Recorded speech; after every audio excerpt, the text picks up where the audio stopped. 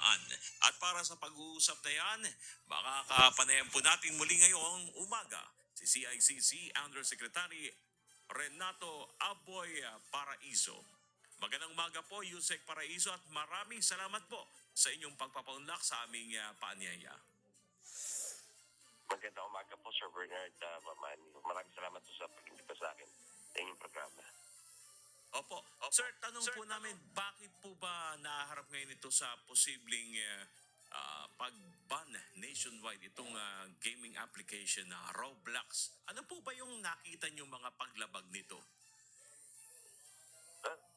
Sa punto de vista ng pagiging isang government official, nakita natin na maraming cyber criminals ang gumagamit ng gaming platform na to conduct their crimes.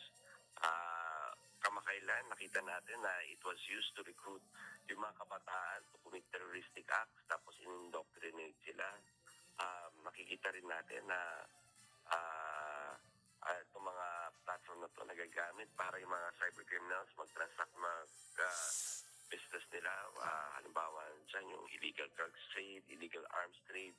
Makikita din natin na that platform is being used to commit and perpetrate itong mga child molestation and child pornography. Sa punto de vista naman, ang bilang isang magulang, nakikita natin na yung mga, halimbawa, ako parati kong sinasabi, yung anak ko, classic example na lang yan nakikita ko nung naglalaro siya, nagiging irritable, at nung minanmanan ko, na-expose siya sa mga violent contents and mature contents dito sa platform na to. Kumbaga sa isang magulang at sa isang government official, talagang nakaka-alarma po itong nakikita nyo at personal na observation nyo dito sa epekto ng online gaming application na ito. Tama po ba na binibigyan sila ng isang buwan para ayusin itong mga issue at mga concern patungkol dito, sir? Ano po ba yung mga kailangan nilang sundin para sila ay payagan?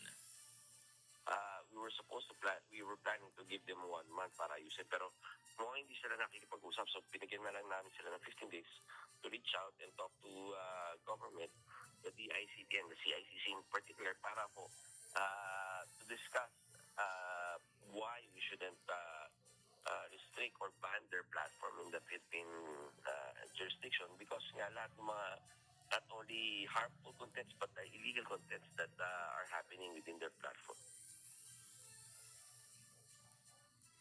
Mas pinaiksi natin, Sir Bernard.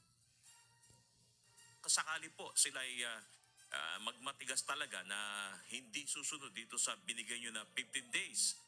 Ano na po yung susunod na gagawin po ng CICC para talaga hindi na sila makakapag-operate dito sa Pilipinas?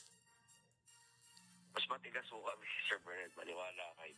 Mamaya may makikipagpulong na ako doon sa mga telcos para to discuss how to effectively ban yung signal ng Roblox dito, na kahit may application kayo, mali-restrict, hindi kayo makakapaglaro doon sa application nila, at kahit yung platform nila, yung website nila, ibaban natin dito na hindi na makikita at hindi na ma-access sa Pilipinas po. Ayun. So capable naman po pala tayo, sir, na gawin yun, na kahit ayaw nila sumunod, matigas kayo, mas matigas kami ang CICC, kaya capable po ang ating government na sila talagang totally i-block. Sir Bernard, yan nga yung pagpupulong namin kanina. Ang sure ko, kaya ko ng mga telcos at kaya ng pamahalaan na baban yung webpage nila. At tinitingnan natin yung capabilities natin na maban pati yung access do sa mga applications. Kasi madali yun yung i-restrict yung pag-web-based yung application, na tinitingnan natin kung may kailangan pa tayong i-digitag or i-improve the systems, or kung kinakailangan na mag-acquire tayo ng bagong capabilities para gawin yan. So sir, i-clear ko lang po ulit, wala pa rin hanggang sa ngayon na nakikipag-ugnayan sa inyo mula sa Roblox, ano po? Wala pa po. At base doon sa mga ibang pakikipag-usap ng ibang bansa sa kanila, talagang hindi rin talaga nakikipag-usap tong platform na to . Sir, mensahe po natin sa ating mga publiko, lalo na sa kagaya nyo pong isang magulang, ano po ang maipapayo natin para po makaiwas na yung kanilang mga anak dito sa napakatindi pala ng masamang epekto nito sa ating mga anak? Ano po ang mensahe niyo, sir, sa ating mga magulang?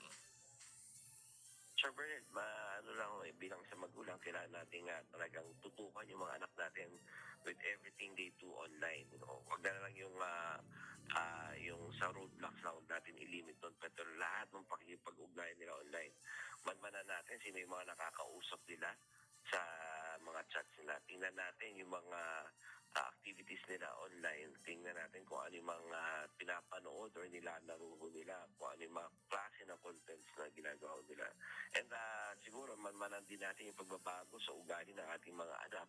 At ito yung pinakasinyalis nung either sobrang pagkababad or sobrang pagka-expose ng mga ito sa iba't ibang mga contents na nakakasama na para sa kanila. Alright, maraming salamat po, sir, sa pagpapaanyaya niyo po o pagpapaunlak niyo sa aming paanyaya. Undersecretary Aboy Paraiso ng Cybercrime Investigation and Coordinating Center o CICC. Maraming salamat din po. Good morning po.